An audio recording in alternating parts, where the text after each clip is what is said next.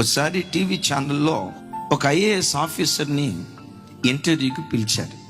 ఆయన పేరు విష్ణువర్ధన్ ఐఏఎస్. ప్రపంచ మీడియా అంతా చూస్తుండగా ఆజ్ తక్ టీవీ ఛానల్లో ఇంటర్వ్యూ చేశారు ఆయన. ఎలా నువ్వు ఐఏఎస్ ఆఫీసర్ అయ్యావు?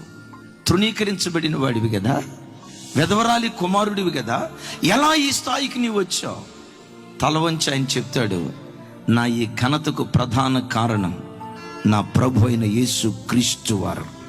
ఎలా అయిందయ్యా? నేను చిన్నపిల్లోడికి ఉన్నప్పుడు మా నాన్న చనిపోయాడు.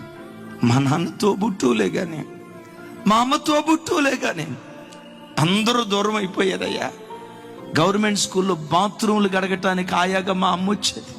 నా పరిస్థితిని బట్టి మా నాన్న గుర్తొచ్చి, మా నాన్నున్న దినాల్లో మా బ్రతికి ఎంత బాగుండేదో కదా, నాన్న లేకపోవటాన్ని బట్టి మా జీవితం ఇలా అయిపోయింది కదా అని బస్ స్టాండ్ దగ్గర నిలవబడి పిచ్చోడు ఏడ్చినట్లు ఏడ్చా.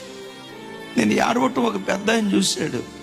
ఆ పెద్ద ఆయన కలిగింది ఎంతో కొంత సహాయం చేసి ఒక మాట అన్నాడట, బాబు నేను నీకు సహాయం చేస్తున్నాను, నా సహాయం ఒక వారం నిన్ను పోషిస్తుంది, ఒక నెల నిన్ను పోషిస్తుంది. దేవుడే నీ సహాయకుడైతే బ్రతుకు కాలమంతా గిన్నె నిండి పొంగి పొర్లేటట్లుగా